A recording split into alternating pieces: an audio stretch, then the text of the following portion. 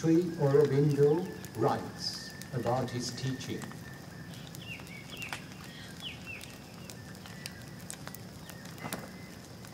The teaching of Sri Aurobindo starts from that of the ancient sages of India, that behind the appearances of the universe there is the reality of a being and consciousness, a self of all things, one and eternal.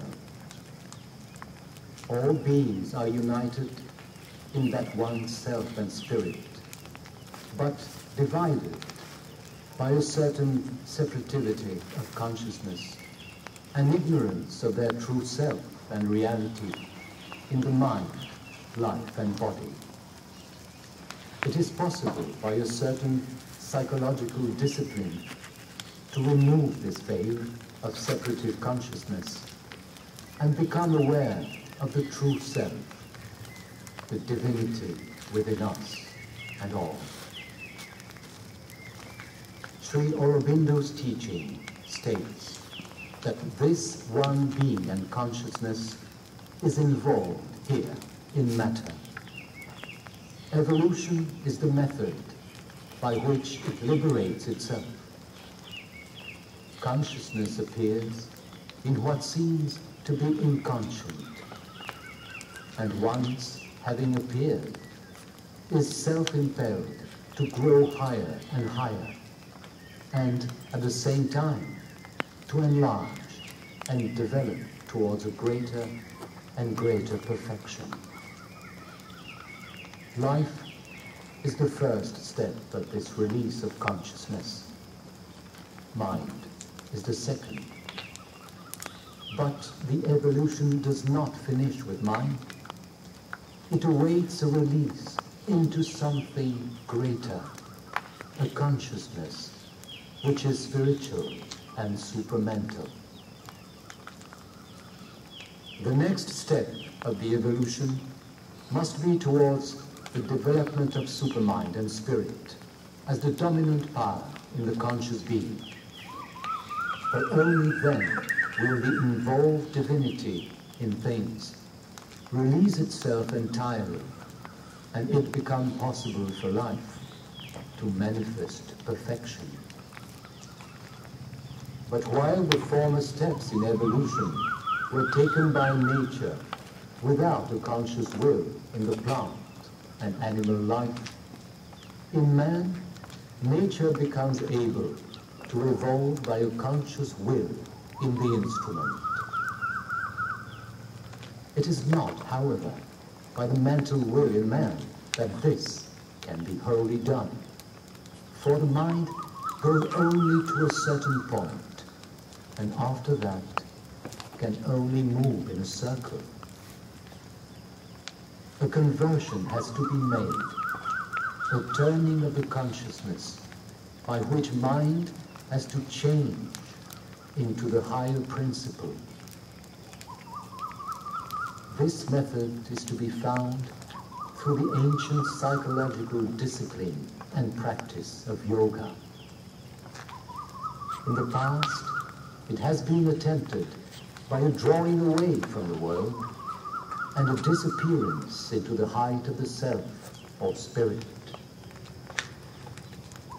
Sri Aurobindo teaches that a descent of the higher principle is possible, which will not merely release the spiritual self out of the world, but release it into the world.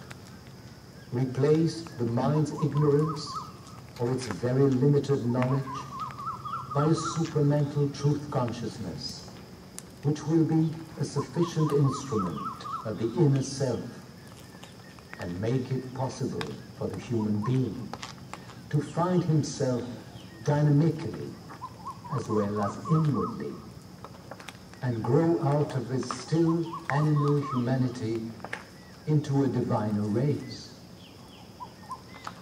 The psychological discipline of yoga can be used to that end by opening all the parts of the being to a conversion or transformation through the descent and working of the higher, still concealed supramental principle.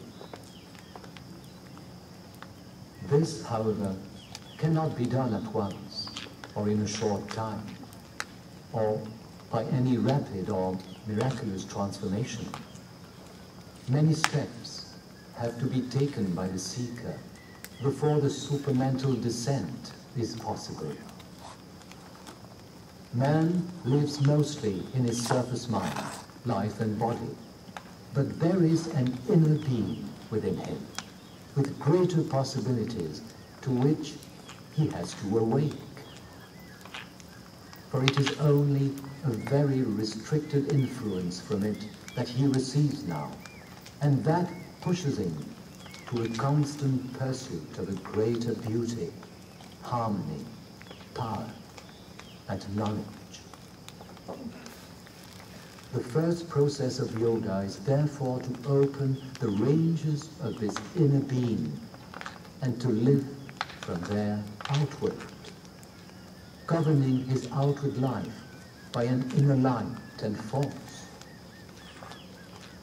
In doing so, he discovers in himself his true soul, which is not this outer mixture of mental, vital, and physical elements, but something of the reality behind them, a spark from the one divine fire. He has to learn to live in his soul and purify and orientate by its drive towards the truth, the rest of the nature.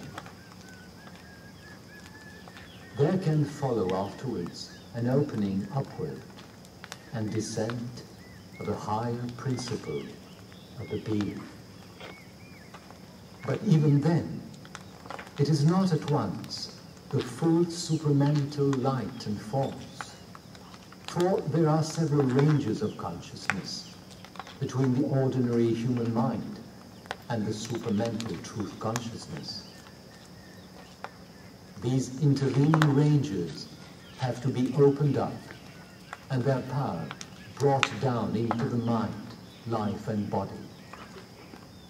Only afterwards can the full power of the truth consciousness work in the nature. The process of this self-discipline or sadhana is therefore long and difficult, but even a little of it is so much gained, because it makes the ultimate release and perfection more possible. There are many things belonging to older systems that are necessary on the way.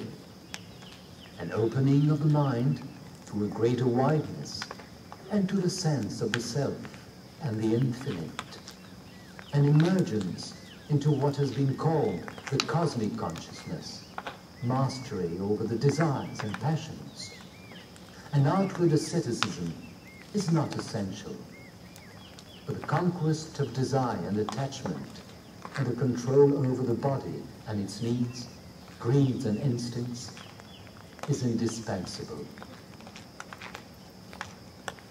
There is a combination of the old systems, the way of knowledge through the mind's discernment between reality and the appearance, the heart's way of devotion, love and surrender, and the way of works, turning the will away from the motive of self-interest to the truth and the service of a greater reality than the ego. For the whole being has to be trained so that it can respond and be transformed when it is possible for that greater light and force to work in the nature. In this discipline, the inspiration of the master, and in the difficult stages, his control and his presence are indispensable, for it would be impossible otherwise to go through it without much stumbling and error, which would prevent all chance of success.